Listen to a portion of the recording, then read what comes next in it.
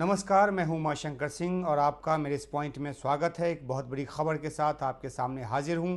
अमेरिकी राष्ट्रपति ट्रंप की धमकी और रविवार शाम 6 बजे की समय सीमा देने के बाद हमास ने सभी बंधकों की रिहाई का ऐलान कर दिया है। गौरतलब है कि 7 अक्टूबर 2023 को इजराइल पर हमले के दौरान हमास ने करीब 250 इजरायलियों को अपने कब्जे में ले लिया था और इनमें से करीब 50 अभी भी उसके पास हैं, जिसमें कुछ जिंदा हैं तो कुछ बंधकों की मौत हो चुकी है। हमास ने ट्रंप की गाजा शांति योजना को आंशिक रूप से स्वीकारते हुए सभी जिंदा और मृत बंधकों की रिहाई का ऐलान कर दिया है। इस ऐलान के बाद ट्रंप ने शुक्रवार के दिन को ऐतिहासिक अभूतपूर्व बताया है। उन्होंने कतर, इजिप्ट और सऊदी अरब जैसे तमाम उन देशों को शुक्रिया कहा है जिन्होंने इस शांति योजना को बनाने में मदद की।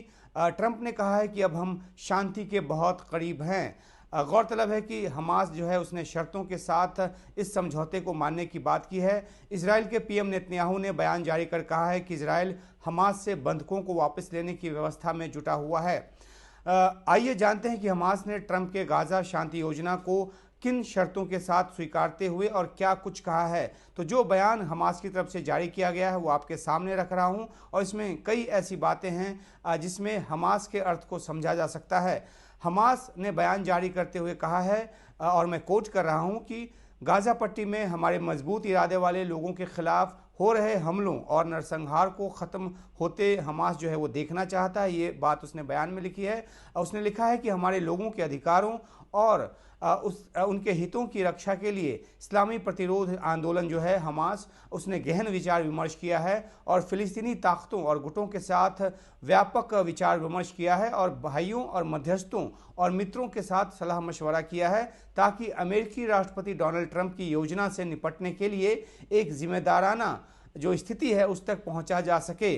गहन अध्ययन के बाद हमास ने अपना निर्णय लिया है और उसने मध्यस्थों को अपनी प्रतिक्रिया दी है कि हमास अरब, इस्लामी और अंतर्राष्ट्रीय कोशिशों के साथ साथ अमेरिकी राष्ट्रपति डोनाल्ड ट्रंप की कोशिशों की भी सराहना करता है, जिसमें गाजा पट्टी पर युद्ध को समाप्त करने, कैदियों की अदला बदली करने, सहायता की तत्काल शुरुआत करने और गाजा पट्टी पर कब्जे को अस्वीकार करने और हमारे यानी कि हमास जो है वो कह रहा है कि फिलिस्तीनी लोगों को वहां से विस्थापित करने को अस्वीकार करने का आह्वान किया जाता है। हमास ने यह भी लिखा है कि इस ढांचे के भीतर युद्ध को पूरी तरह से खत्म करने और इजरायली सैनिकों की गाजा पट्टी से पूर्ण वापसी के मकसद से हमास जो है वो राष्ट्रपति ट्रंप के प्रस्ताव में जो निहित एक्सचेंज फार्मूला है उसके मुताबिक सभी कब्जे वाले कैदियों, जीवित या मृतक जो हैं, उनके अवशेषों को रिहा करने की अपनी स्वीकृति का ऐलान करता है।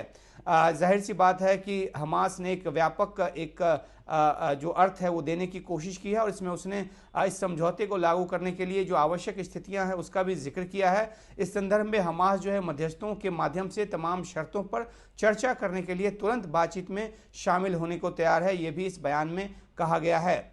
हमास गाजा पट्टी के प्रशासन को फिलिस्तीन के राष्ट्रीय सहमति पर आधारित और अरब तथा इस्लामिक समर्थन से समर्थित एक स्वतंत्र, जो कि टेक्नोक्रेट उसने शब्द का इस्तेमाल किया है, ऐसे लोगों के एक निकाय को सौंपने को अपने अनुमोदन की भी पुष्टि करता है, यानी कि वो शासन जो है सौंपने को तैयार हो गया है।